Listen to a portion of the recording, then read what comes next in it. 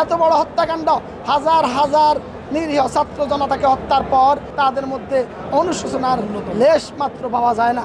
Liver নাই বা তাদের হৃদরোগ আছে বা তারা অক্ষম, সেই বিষয়গুলো তারা উপস্থাপন করে। অদ্য সিএমএম কোর্টের 17 নম্বর আদালত জনাব আরিফুল ইসলাম স্যারের আদালতে এই যাত্রাবাড়ি থানার 3টা হত্যা মামলা 6 জন আসামিকে উপস্থাপন করা হয়েছে এবং তাদের মধ্যে 2 জন এজাহার নামী আর বাকিরা 4 জন সন্দিগ্ধ আসামি। তাদেরকে এই হত্যা মামলায় সোনারেশ দেখানো হয়েছে। সাবেক আইনমন্ত্রী আনিসুল হক, শেখ হাসিনার সাবেক ফ্যাসিস্ট প্রধানমন্ত্রী শেখ হাসিনার বাণিজ্য উপদেষ্টা সালমান এফ রহমান, সাবেক আইসিটি প্রতিমন্ত্রী জুনায়েদ আহমেদ পলক, সাবেক এমপি অ্যাডভোকেট কামরুল ইসলাম এবং যাত্রাবাড়ি থানার সাবেক ওসি এবং আবুল হাসান এবং সাবেক স্বরাষ্ট্র উপদেষ্টা চৌধুরী জাহাঙ্গীর আলম। এই 6 জন আসামির মধ্যে জুনায়েদ আহমেদ পলক, আইনমন্ত্রী আনিসুল হক এবং স্বরাষ্ট্র সচিব, এই 3 জন এজাহার নামীয় আসামি, বাকি 3 জন হচ্ছে সন্দিগ্ধ। এই 3টা মামলার মধ্যে 2টা মামলায় হচ্ছে 19 জুলাই 2024 তারিখ, যেদিন সারা ঢাকা শহরে 120টার মতো হত্যাকাণ্ড সংঘটিত হয়েছে। এই ঘটনাটি ছিল 19 জুলাই শুক্রবার।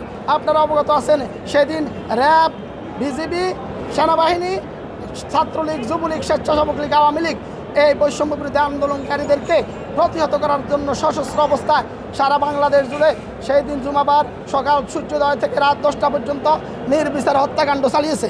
সেই রকমই 2টি হত্যাকাণ্ড যাত্রাবাড়ি থানার এই আসামিদেরকে সোনারেশ দেখানো হয়েছে। আরেকটা ঘটনা ঘটেছে 36 জুলাই, সেটাও যাত্রাবাড়ি থানাধীন। এই হত্যাকাণ্ডে সাবেক স্বরাষ্ট্র সচিব চৌধুরী জাহাঙ্গীর আলমকে সোনারেশ দেখানো হয়েছে।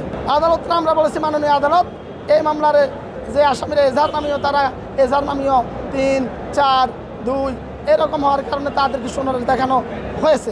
আর বাকিদের ব্যাপারে বলেছি, তারা সাবেক ফ্যাসিস্ট প্রধানমন্ত্রী শেখ হাসিনার বাণিজ্য উপদেষ্টা সালমান এফ রহমান এবং সাবেক আইনমন্ত্রী আনিসুল হক, তারা এবং যাত্রাবাড়ি থানার ওসি আবুল হাসান, এই 3 জন সন্দিগ্ধ আসামি।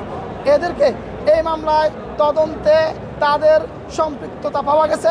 সম্পৃক্ততা পাওয়ার এবং সন্দেহ মুক্তভাবে তারা এই মামলার সাথে সম্পর্কযুক্ত। এই মামলা, এই হত্যাকাণ্ডের সাথে তাদের ঘনিষ্ঠ সম্পর্ক রয়েছে বিধায় আমরা মাননীয় আদালতকে এই আসামিদেরকে সোনারেশ দেখানোর জন্য আবেদন করি।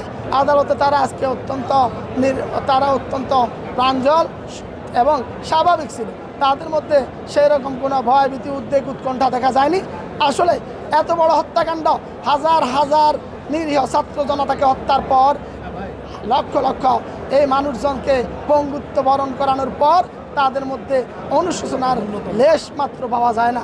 যুক্তরাষ্ট্রের 1 নম্বর জিম চেইন গোল্ড জিম এখন আবারও বাংলাদেশে। বসুন্ধরা আবাসিক এলাকা ও বসুন্ধরা সিটি শপিং মলে। আদালতের কাছ থেকে অনুকম্পা পাওয়ার জন্য আইনজীবীরা তাদের আসামিদের যে সমস্ত কারণ দর্শালে পরে আদালত থেকে অনুকম্পা পেতে পারেন, এইরকম যে সমস্ত গ্রাউন্ডসগুলো আছেন, তাদের অসুস্থতা, লিভার নাই বা তাদের হৃদরোগ আছে বা তারা অক্ষম, সেই বিষয়গুলো তারা উপস্থাপন করে।